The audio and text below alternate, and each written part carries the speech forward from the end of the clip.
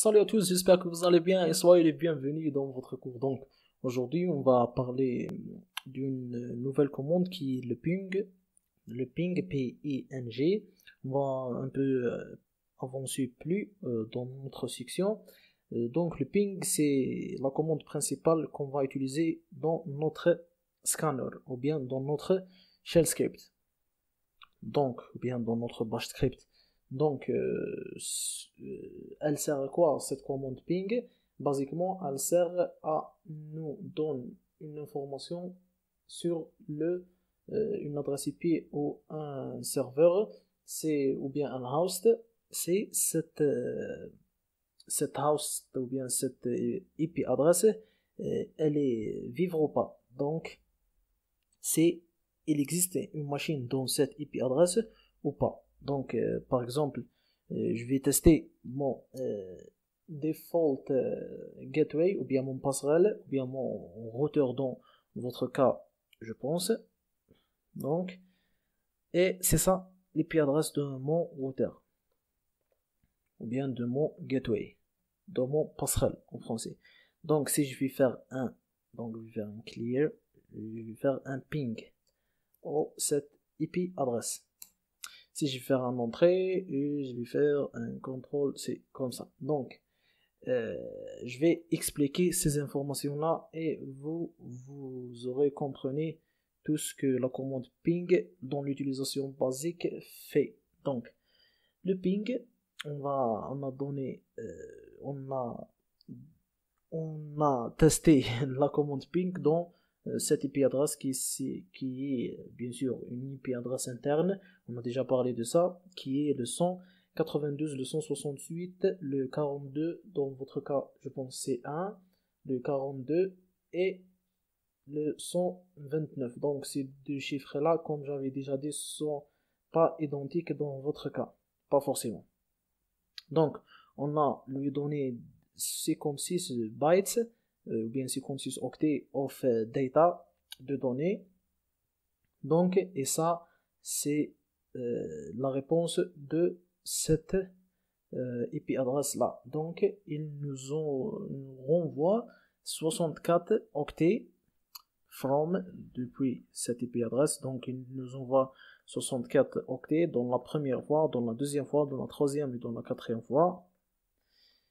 Donc, oubliez ça, on va les parler. Donc, dans un temps qui est de 0,596 millisecondes. Donc, basiquement, cette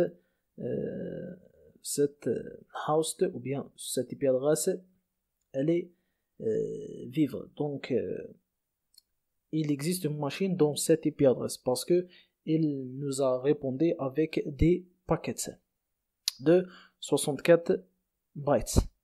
Si elle n'est pas vivre, donc si je vais faire par exemple un 28 ici, donc, quand vous voyez dans la première, deuxième, troisième fois, destination host unreachable, donc on ne peut pas avoir cette host, ou bien il n'y a pas une machine dans cette IP adresse là, Donc, tout simplement, ça, c'est le résultat. En cas, il y a une machine dans cette IP adresse, ça, c'est le résultat. En cas, il n'y a pas une machine dans cette IP adresse. C'est notre utilisation. Donc, on parle de TTLS. Donc, c'est le temps qu'on va attendre cette machine.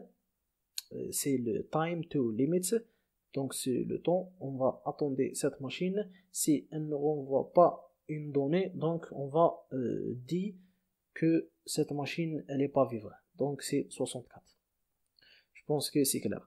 Des autres utilisations pour le ping, donc je pense qu'il y a certains de vous qui a déjà utilisé le ping pour avoir des IP adresses de quelques serveurs ou bien de quelques websites, de quelques sites web, par exemple google.com.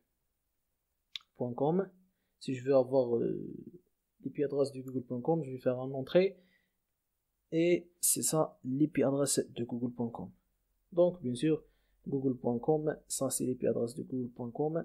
On a les envoyer ces nombres de bits et là nous répondons avec ces nombres de bits dans 4 fois 4 séquences time to limit et ça ce qu'on a déjà parlé, je pense que c'est très clair. Donc basiquement c'est ça l'utilisation du ping. On va, comme j'avais dit, on va le donner dans notre scanner, on va le donner seulement ces 3 caractères ici. Il va scanner de 1 jusqu'à 200 jusqu'à la fin qui est le 254. Il nous a dit, il nous a renvoie seulement et seulement les IP qui sont vivres. Donc tout simplement c'est ça l'utilisation des ping dans notre scanner. Donc bien sûr en utilisant les filtres qu'on a déjà les voir. Donc on se revoit dans la prochaine leçon et peace.